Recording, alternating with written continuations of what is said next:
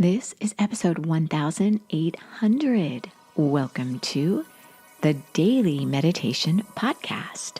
I'm Mary Meckley, and I am so honored to be recording my 1800th episode with you. So thank you for joining me. And if you have been with me along this journey through 1800 episodes, I honor you. And many of you have written to me to tell me that you have indeed listened to every single episode. I am in awe of you.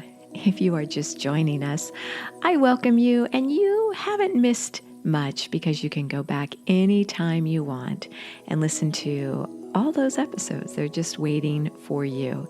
And know that this podcast doesn't follow any kind of sequence. I do follow a weekly theme, but even within a weekly theme, each episode is unique. Every Sunday, I start off a brand new series with a mindset and visualization for what the new week's theme is all about. And then on Monday, I share an affirmation to help you with your mindset all week long. And then on Tuesday, we focus on your body and your breath. I always share a breathing technique. And on Wednesday, we do a mudra, which is often referred to as yoga in your hands. Thursday, we do a chakra focus, or really Thursday, I often share another visualization mindset type of meditation. Friday, we combine everything into one meditation. All those techniques, we layer them together. And then Saturday is always a reflection back over the week. So you can celebrate your big wins and think of areas in your life you would like to improve. So this is the way this podcast is structured. And as I record this for today, it is a Friday episode. That means we're going to layer the techniques together. Keep in mind that each technique is customized for the week's theme. We switch out a new theme every single week, every Sunday. So for our theme this week, it has been all about simplifying your body. And this has to do with listening to your body. And this is part of a month-long focus of simplicity. Next week, we'll focus on simplifying your thoughts. This week, we've been following along with a powerful book. It's a New York Times bestseller, and it's called The Body Keeps the Score: Brain, Mind, and Body in the Healing of Trauma by Bessel van der Kolk, who is an MD. Many of you told me that you have been listening to this book on Audible, and you have been finding it very enlightening for your own healing needs. When you listen to your body, you can heal your body, and this helps to heal your mind, because a lot of your emotions can remain stuck in your body, and you may not even realize it if you dissociate from pain or trauma you may have experienced. Even if you haven't experienced any kind of PTSD or trauma, you can begin to numb out and remove yourself from your emotions simply by being constantly distracted or constantly busy or focused on other things without taking time to process the emotions we all, each one of us, inevitably experiences, the highs and the lows of our life. So I want to share with you what van der Kolk has to say from his book. I'm reading from page 239, and the title of this section is called The Body is the bridge. Trauma stories lessen the isolation of trauma, and they provide an explanation for why people suffer the way they do.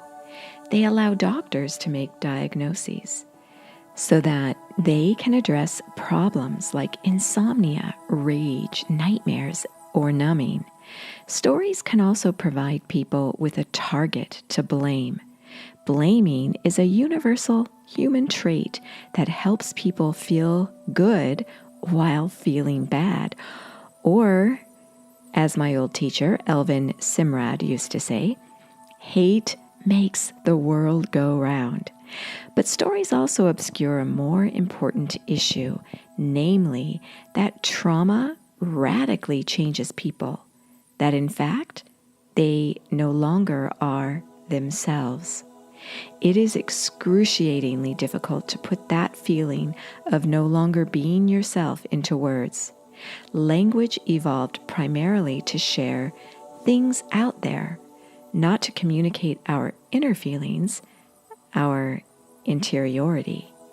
Again, the language center of the brain is about as far removed from the center for experiencing oneself as is geographically possible. Most of us are better at describing someone else than we are at describing ourselves. As I once heard Harvard psychologist Jerome Kagan say, the task of describing most private experiences can be likened to reaching down to a deep well to pick up small, fragile crystal figures while you are wearing thick leather mittens. We can get past the slipperiness of words by engaging the self-observing, body-based self-system, which speaks through sensations, tone of voice, and body tensions. Being able to perceive visceral sensations is the very foundation of emotional awareness. If a patient tells me that he was 8 when his father deserted the family, I am likely to stop and ask him to check in with himself. What happens inside when he tells me about that boy who never saw his father again? Where is it registered in his body? When you activate your gut feelings and listen to your heartbreak, when you follow the interoceptive pathways to your innermost recesses, things begin to change. So Van der Kolk recommends that you write to yourself or you tell someone you trust about your story, about emotions you may not have processed that may have just come to mind from long ago that you never really considered before, or from trauma you may be experiencing now. Tell your story.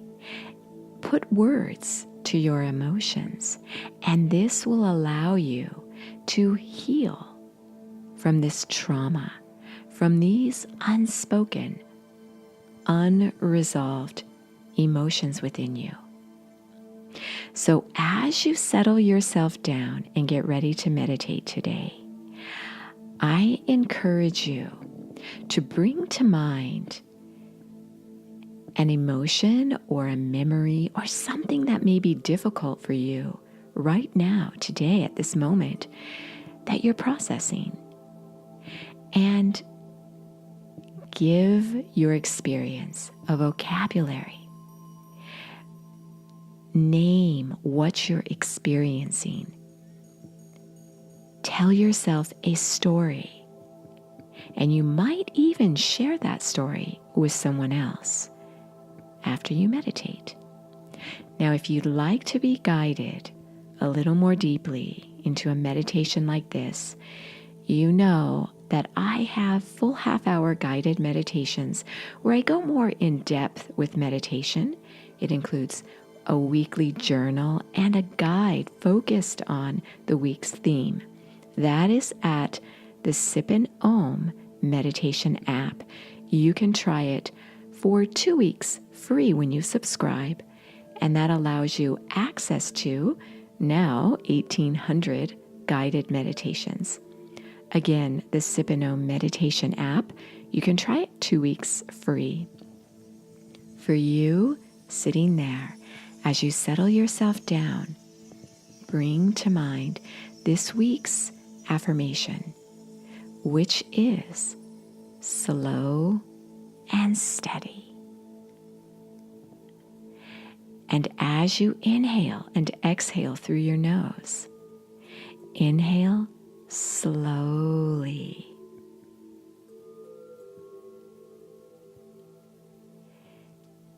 And as you exhale, exhale steadily, releasing your breath fully, slow and steady. And you might want to place your hands in this week's mudra, the Brahma Mudra. It helps release tension in your neck and shoulders. It also empowers you through this process. Place your thumbs down into your palms with both hands, keeping your palms upward on your lap.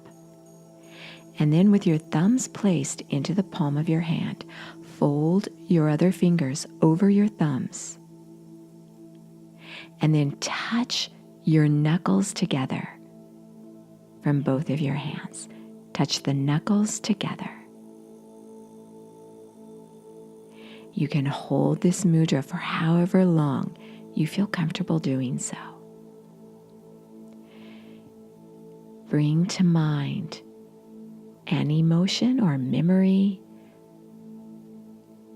and allow yourself to experience it, noticing where you harbor this emotion in your body, and name this emotion.